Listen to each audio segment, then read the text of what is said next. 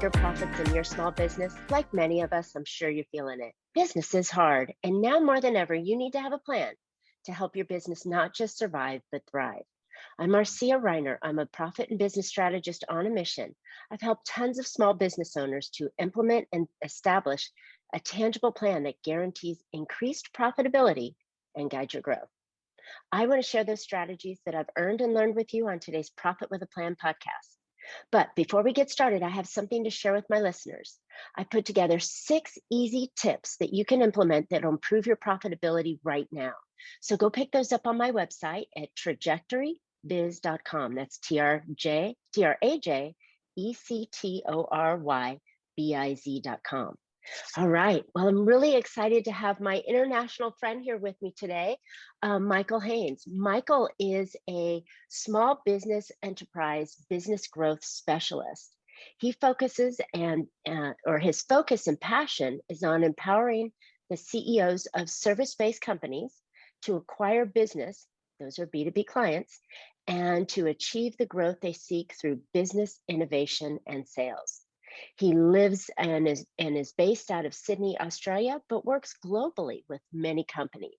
So, Michael, I am so excited to have you on Profit with a Plan podcast. Welcome. Thanks so much. It's great to be on the show. Yay. Okay, so this is something that is we had in our introduction call. We could go on for hours and hours on this topic of working with innovation and trying to make sure your business stays ahead of the curve.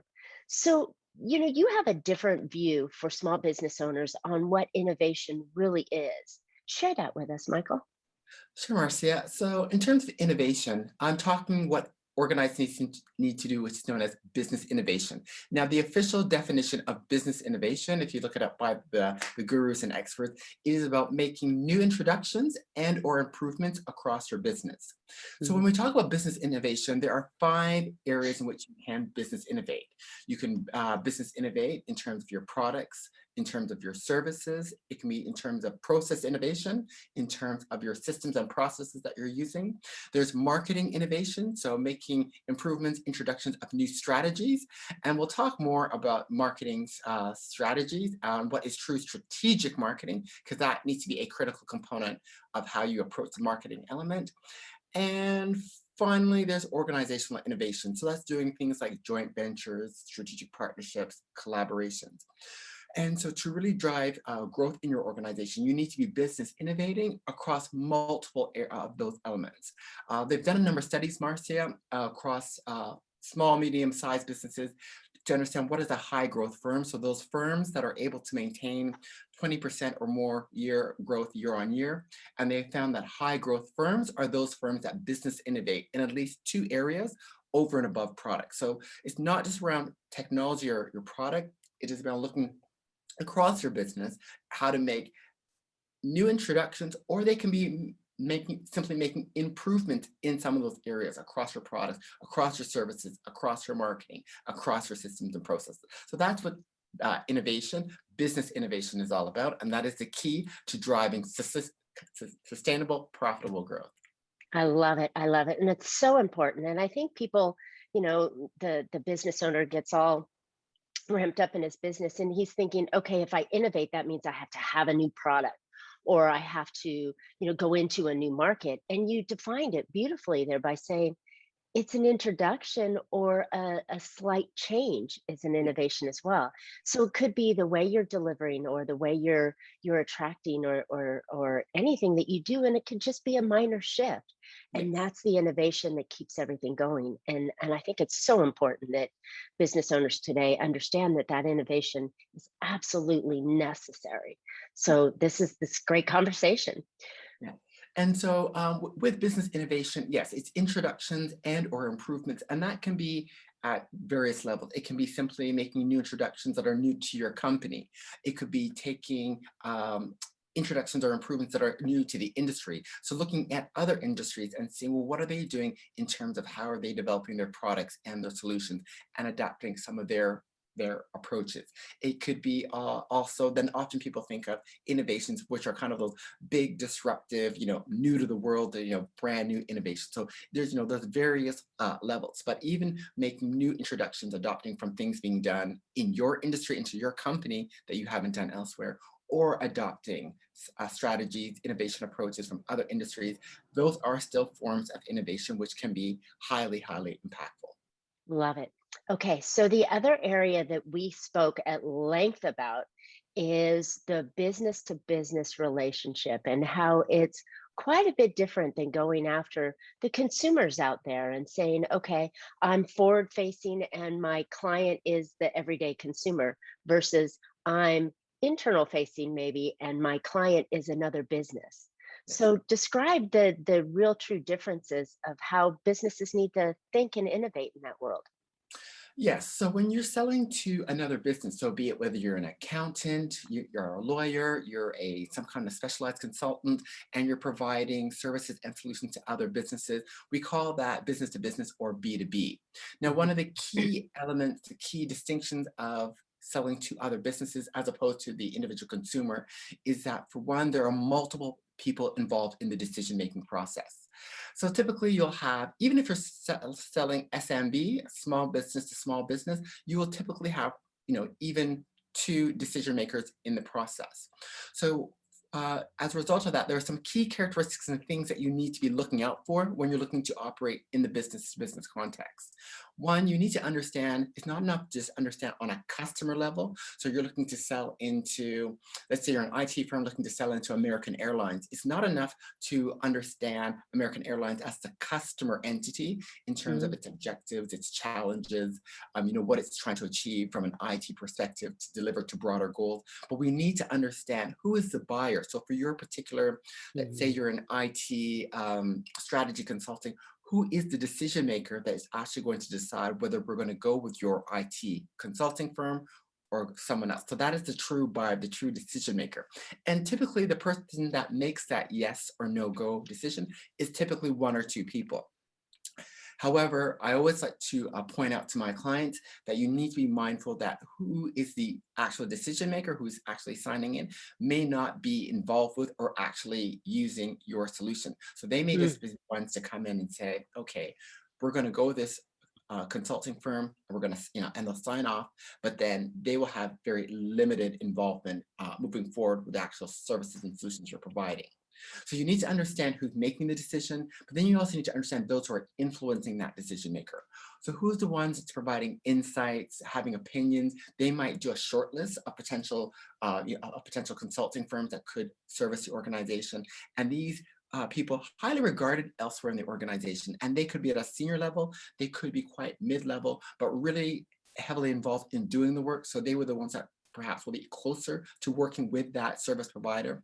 So they often will make their suggestion to the decision maker to say, we had a short list of 5. I think we should only really consider companies A or B, and they'll give their input into that. So that's another key element of business in business environment, because in terms of when you're talking about marketing to a business, the business you're trying to sell into, you need to be understanding, and your marketing and sales efforts need to aim at both the business buyer as well as those who are influencing the decision as well. Or business user, yeah, because the owner of the company is absolutely not doing the accounting, but the accounting software has to be user friendly to the accounting team that's doing it. So yeah, Yeah. absolutely. So I think Marcia, that's a when you nice talk about nice users, look at it. you've raised a good point. Okay, in B2B, you do need to understand user requirements and user needs, but we have to be mindful that we're making sure that we are getting those buyer, those decision maker requirements. We need to Mm. understand who they are, what is important to them, so what are their objectives, their priorities that they're trying to achieve, and also how do the decision makers make their buying decision. And this is where many businesses, large and small, get it wrong because they often focus all about user needs. And again, Ah, remember those who make the decision to buy. So if we go back to the IT example, it could be, let's say, the CEO and the chief technology officer, who are the ones that are making the decision as to whether or not we're going to sign the contract and work with the firm.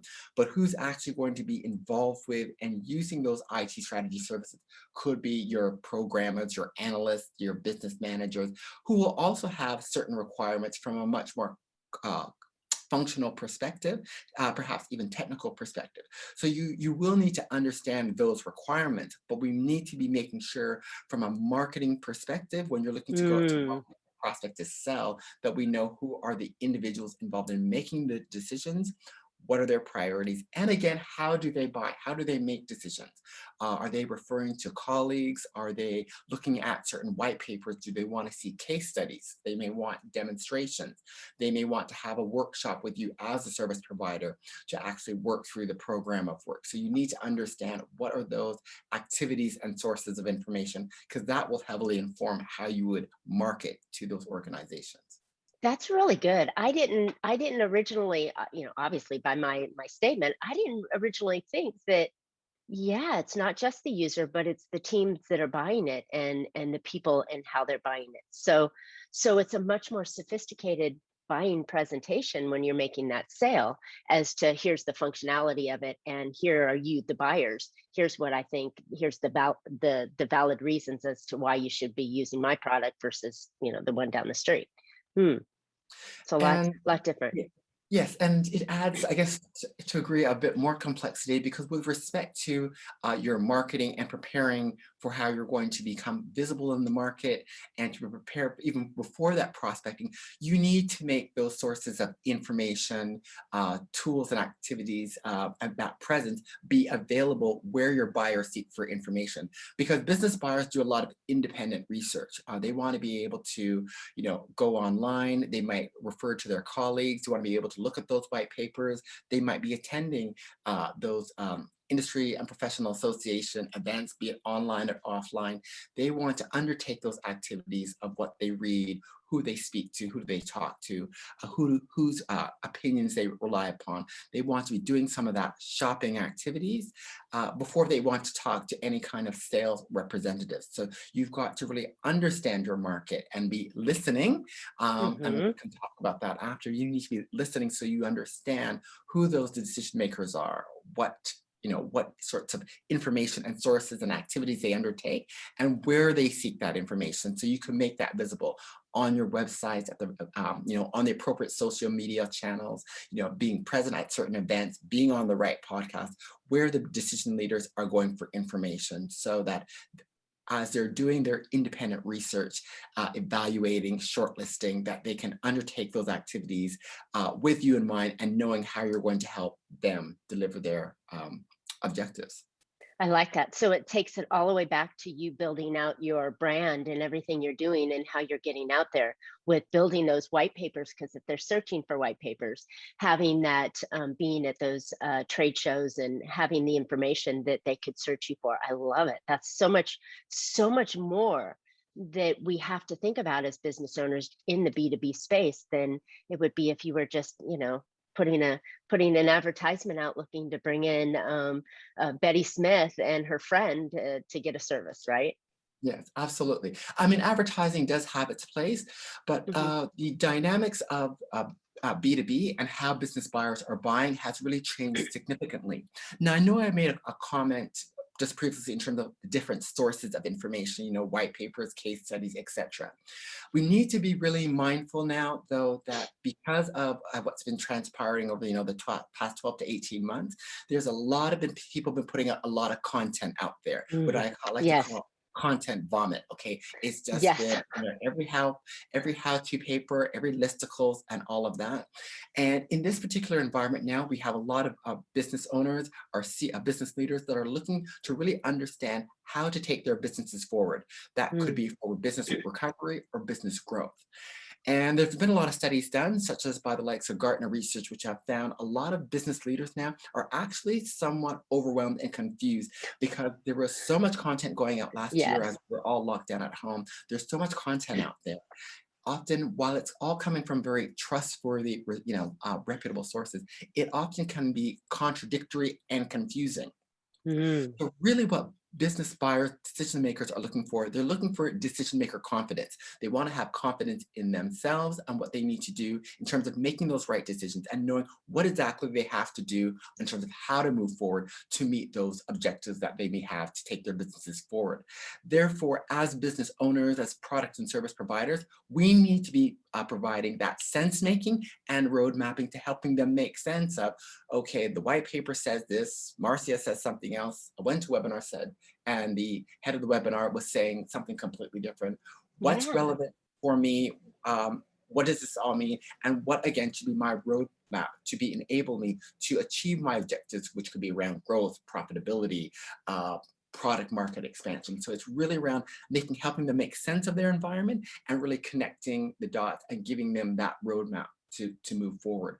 So that's really going to have a lot of implications in terms of the kinds of content that you're going to be providing, which really have to be around really helping them to make sense of the world. And it also can mean a need for more engagement, doing things like Mm. having meetings, having workshops, where you can really demonstrate and really working with them to show what's the roadmap, helping them to develop the plan to move forward. So that's something your listeners really want to be quite mindful of. Oh, I love that idea because, how do you it is a crowded space right now, the with all the content out there. How do you differentiate yourself? And you just gave us a fantastic idea of saying, well, I understand, recognizing that there's, way, way, way too much content out there and a path that they can take, a step by step or the workshop. That's really brilliant ideas, so love that.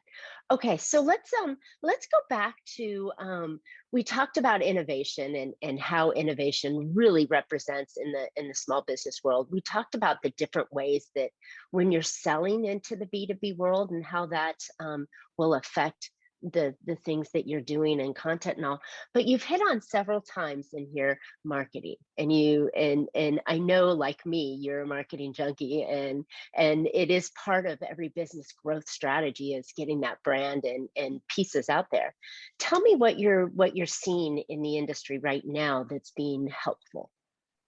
Okay, in terms of marketing, in order to really drive growth, you really need to be undertaking strategic marketing. And this is something that I get on my soapbox a little bit about because Climb up there. I'm going to climb on the soapbox now because in terms of marketing, many people, including business leaders, irrespective of small or large organizations, often them don't really have a very strong understanding of what true strategic marketing is. Because to drive growth, you really need three elements. You need strategic marketing, and strategic marketing involves you having a complete understanding of what's going on from an external environment perspective in terms of understanding your industry and your market, understanding your competition, understanding your customers. So you really have to have that in-depth understanding, which I call listening, having that in-depth understanding on the markets, your customers, and right down to a buyer level. So, what are the priorities, what's going on in terms of what do your companies, your markets need, what do those business buyers need? By having that in-depth understanding, that tells you where you need to be focusing.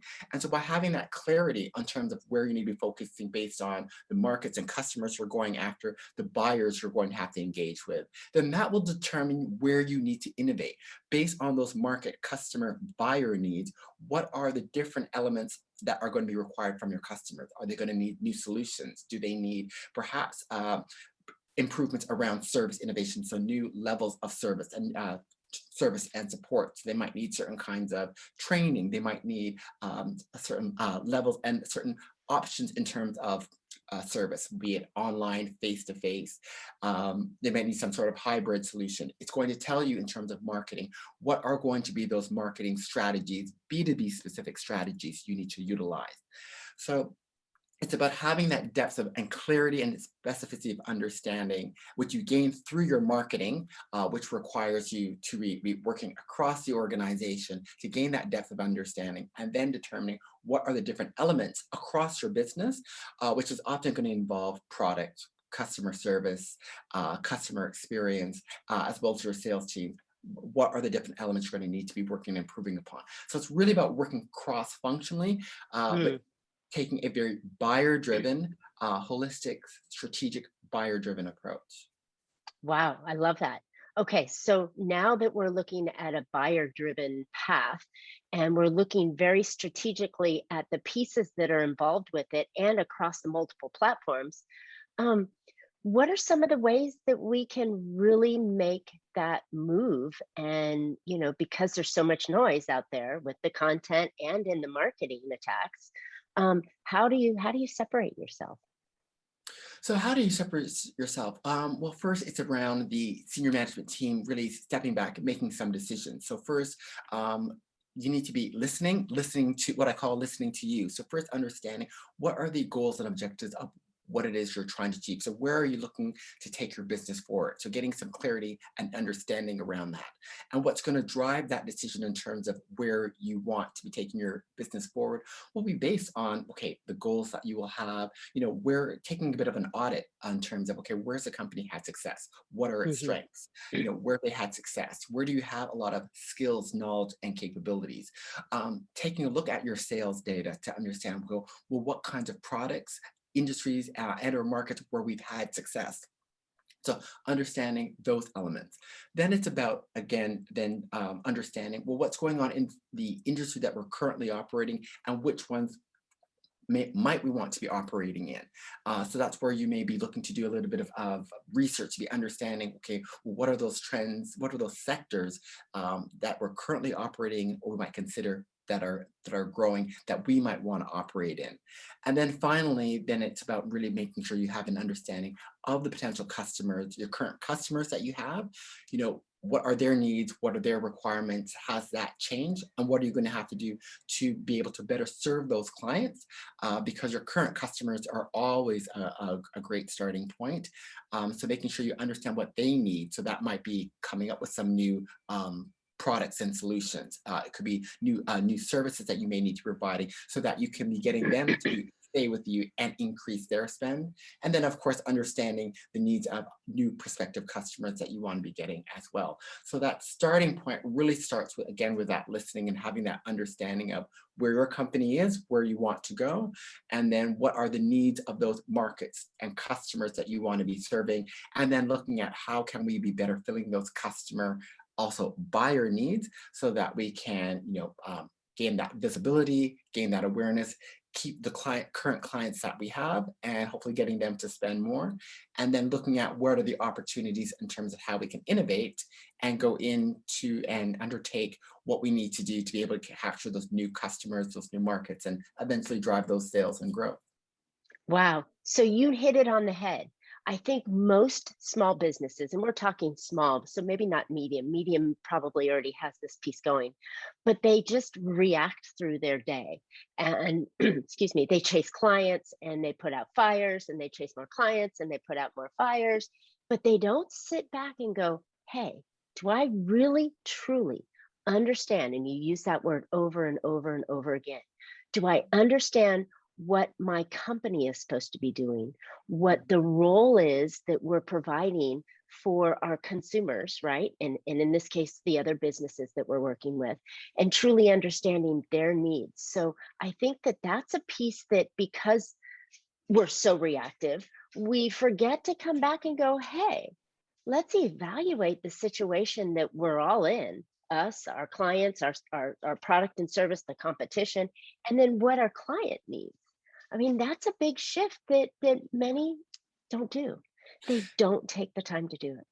Marcia, it's something that many businesses, I say full stop, don't do. Do a lot of work with small and medium-sized businesses. Even back when I was working in corporate, that is something that they often don't do. And it is quite critical now more than ever in this particular environment. Yes. There have been a lot of changes that have been occurring in different industries, within companies, even over the past 6 months. So you really need to be doing, again, what I call that listening, gaining that understanding of where are things in those industries, within those companies, even with your current clients. How have things changed? You may have had new management teams. There could be new priorities that have been set.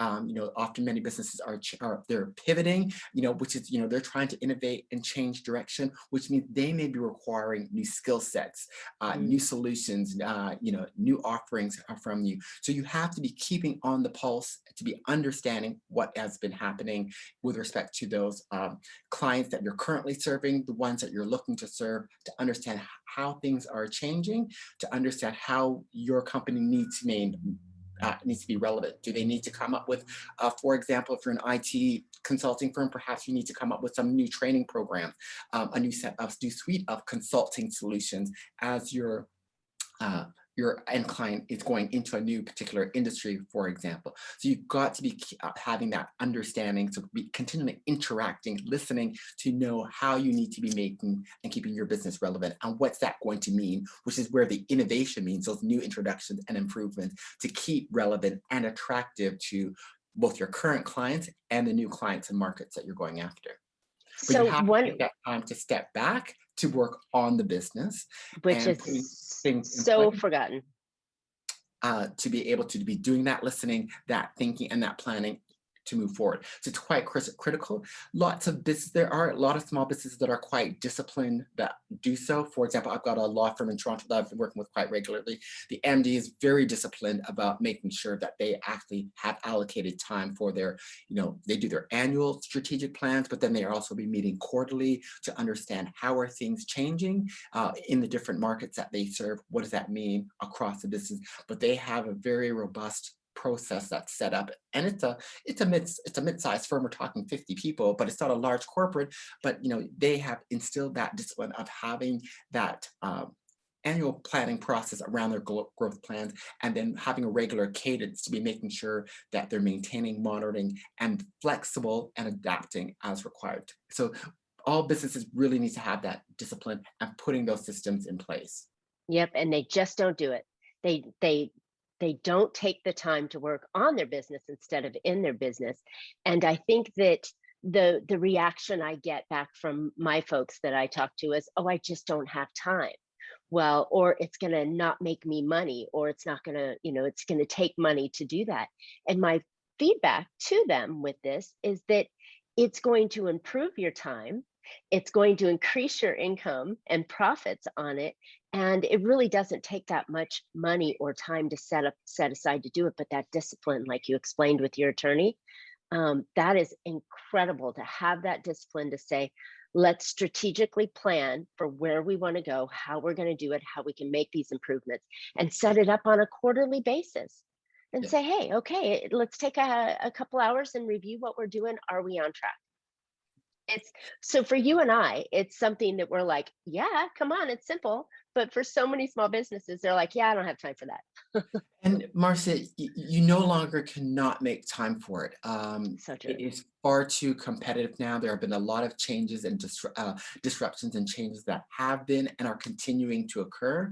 There are a lot more competitors in the marketplace, because for a lot of industries, for a lot of our service-based clients that you and I both serve, a lot of our clients are going online in terms of providing their products and their services online, which means it opens up, you get a lot more companies there. The competitive space is far more crowded now. So you really have to be maintaining relevancy, gaining cut through. So it is critical, not devoting time to be working on the business and have a means of how you're going to do that planning around growth and how you're going to set up that plan, monitor and execute that plan is to the detriment of your business. It's not an option now whether you're going to be doing any kind of planning to be working on the business. It's just essential.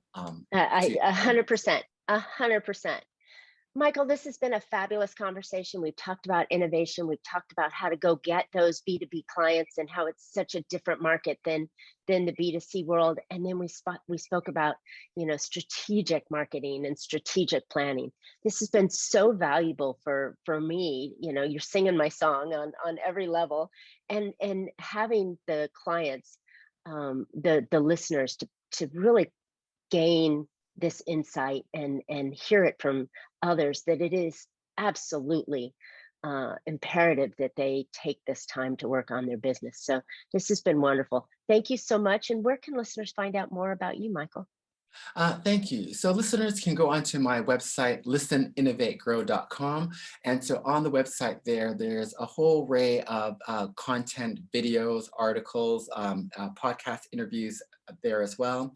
In the show notes, they'll also be able to get the link to my checklist, the Ultimate CEO Checklist, which basically it's a short 4-page document that covers off what are some of the key considerations around those elements of listening, innovating, and growth for you to do a bit of a self-evaluation of your business, to use it as a good starting point to understand in terms of your growth plan, your growth journey, understanding where are you at, what are some of those gaps that you may need to focus and work on.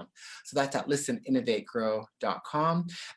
There you're also able to find out about my range of services, including the consulting services, as well as my new mastermind group for SME leaders called Empower, which will be launching at the end of September. So if your listeners who are SME leaders of service-based businesses are looking to interact with some peers globally on a regular basis for brainstorming, inspiration, insights, they can definitely go on to listeninnovategrow.com. There'll be information around the Empower Mastermind group, which is coming out in a few weeks.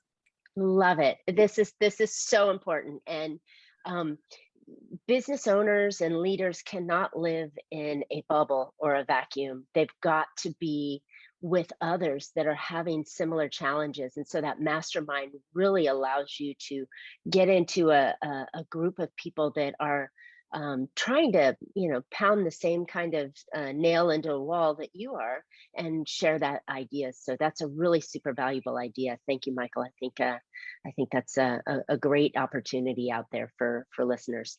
So I hope you found an idea or two that you can put into your practice and your business that will help you be more profitable. I know these ideas that Michael has shared with us today and what we've been preaching for a long time on here are very similar, and they're so important for you out there. Just a reminder, go pick up those 6 tips that I've told you about that will improve your profitability right now. They're quick little easy action moves that you can take. Go to my website, trajectorybiz.com.